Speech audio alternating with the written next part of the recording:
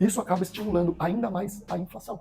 E tudo isso deve fazer com que nós continuemos a ter boas oportunidades. Muitas pessoas estão ali meio que enforcadas, muitas pessoas estão endividadas, muitas pessoas estão precisando vender os seus imóveis. A partir dos próximos anos, aquilo que você investir hoje vai ter uma boa valorização. Embora tenhamos uma trégua no aumento do dólar dos últimos dias, ele ainda continua impactando e pressionando bastante a economia brasileira como um todo e, no nosso caso, o mercado imobiliário. Mas qual o impacto disso no nosso mercado imobiliário?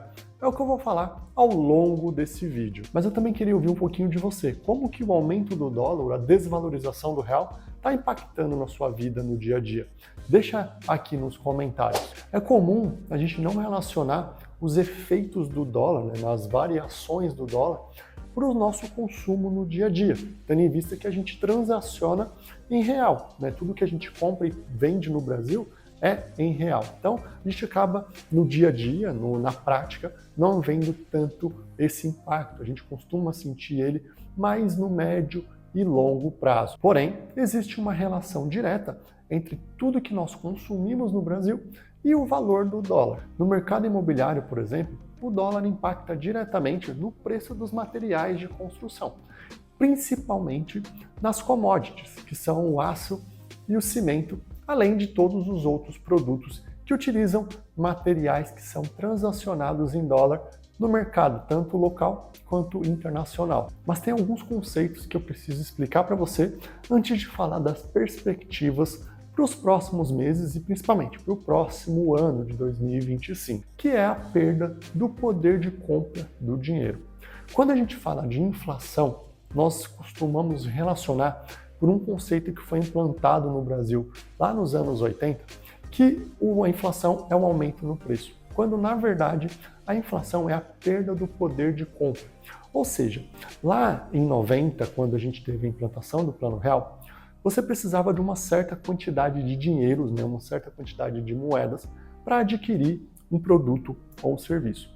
Com o passar dos anos e a deterioração da nossa moeda, você vai precisar de mais dinheiros para comprar o mesmo produto ou serviço. Por exemplo, um saco de arroz.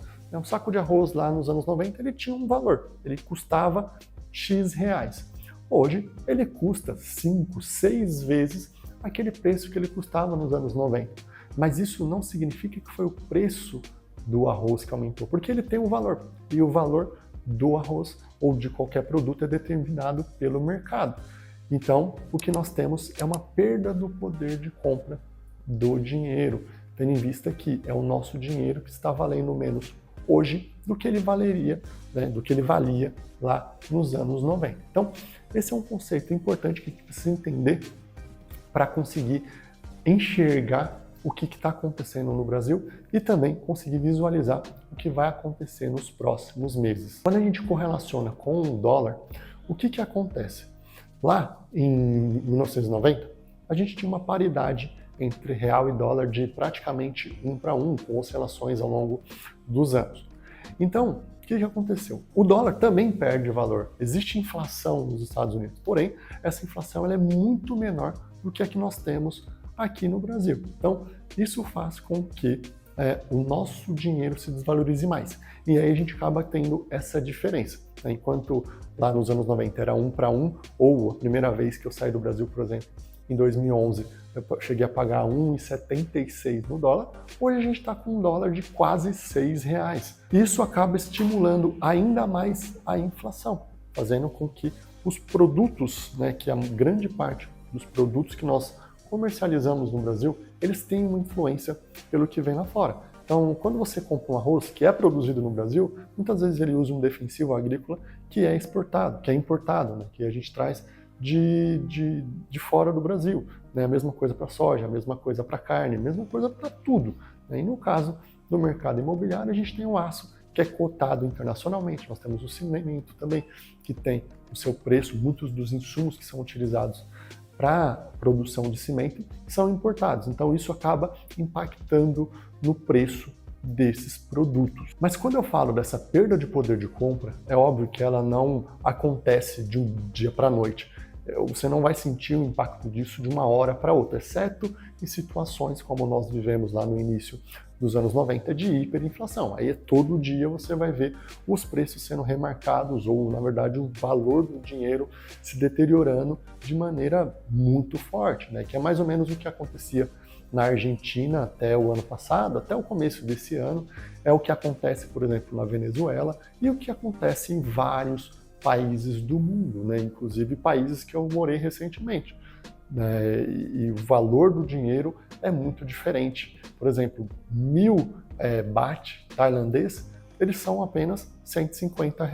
Então você precisa de uma nota de 1.000 para você ter o equivalente a R$ 150. Então a gente consegue observar essas discrepâncias muito fortes. Um outro fator que é inflacionário, além dessa diferença cambial, é a questão dos juros. No Brasil e em vários outros países do mundo, por exemplo nos Estados Unidos, os juros, a taxa básica de juros, ela é utilizada para exatamente você controlar essa desvalorização do dinheiro.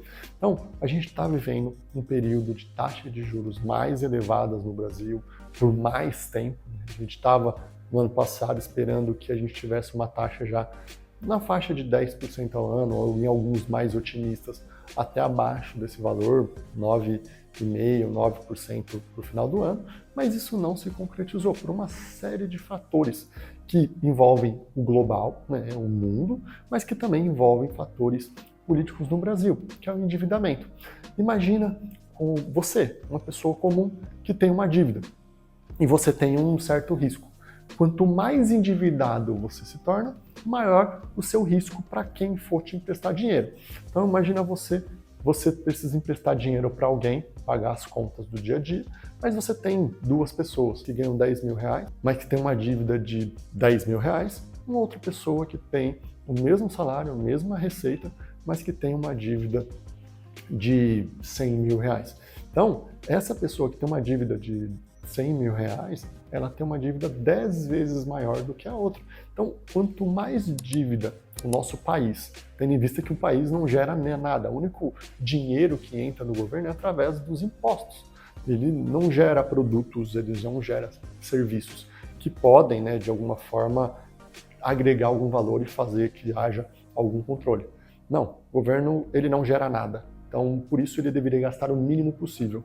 Mas, já que ele não faz isso, o que acontece? Ele acaba tendo um maior risco quando a gente compara com outros lugares, outras empresas, outros países. Então, o que acontece quando você tem um maior risco? Você precisa de um prêmio maior, você precisa de um juros maior para investir naquela pessoa, naquela empresa ou naquele país. Então, exatamente dessa forma, a gente mantém os juros mais elevados, porque se a gente baixar demais a taxa básica de juros, as pessoas, né, os investidores não vão querer trazer o dinheiro para cá. Se a gente não consegue trazer o dinheiro para cá, nós não temos como financiar a dívida crescente que nós temos aqui no país. Então, toda essa questão de endividamento do país, de taxa de juros, ela está toda interligada e se uma coisa modificar, pode fazer com que as outras acabam degringolando. Então, por isso que a gente precisa ficar atento a tudo que está acontecendo, né? A minha perspectiva em relação aos próximos meses é que a gente deva ter taxas de juros mantidas ou possivelmente até um pouco elevadas em decorrência desse aumento que a gente teve em relação. A gente saiu em janeiro de um dólar que estava abaixo de R$5. Hoje que eu estou gravando esse vídeo aqui, o dólar está em 5,46. Então, por conta dessa taxa de juros persistentemente mais elevada aqui no Brasil, nós devemos observar boas oportunidades de investimento no mercado imobiliário, tendo em vista que o mercado ainda não está aquecido como se previa anteriormente. O mercado imobiliário ele é movido por crédito, ele é movido por financiamento. Então, enquanto nós tivermos taxas de juros mais elevadas, a probabilidade de nós termos uma grande boom no mercado ela é um pouco mais contida. Agora, no ano que vem, nós vamos ter mudanças relevantes na gestão do Banco Central.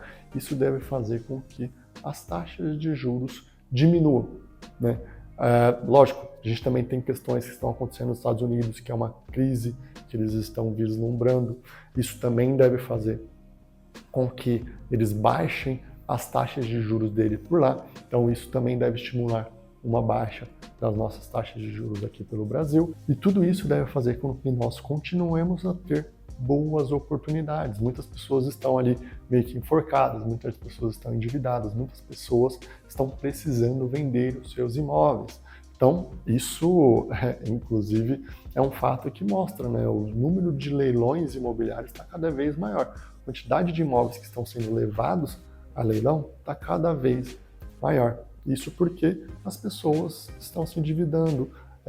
A economia do Brasil ainda está um pouco travada, né, por conta de tudo que está acontecendo, principalmente lá nos Estados Unidos, e também o cenário político interno nosso. Então, tudo isso deve fazer com que nós tenhamos boas oportunidades que vão se concretizar. Então, é lógico, o mercado imobiliário não é um investimento que você coloca o dinheiro hoje e amanhã você vai ver o resultado disso, você vai ver isso ao longo dos anos. Então, a partir dos próximos anos, aquilo que você investir hoje vai ter uma boa valorização. Mas é lógico que para você conseguir fazer um bom investimento, você precisa de pessoas boas, pessoas que conheçam sobre o mercado imobiliário para te ajudar em todas as fases do processo, desde o planejamento até uma análise detalhada do imóvel para garantir que você não vai cair em ciladas e que você esteja comprando por um preço justo, até orientações extremamente importantes lá para que você consiga financiar o seu imóvel na melhor condição possível, na melhor condição disponível no mercado.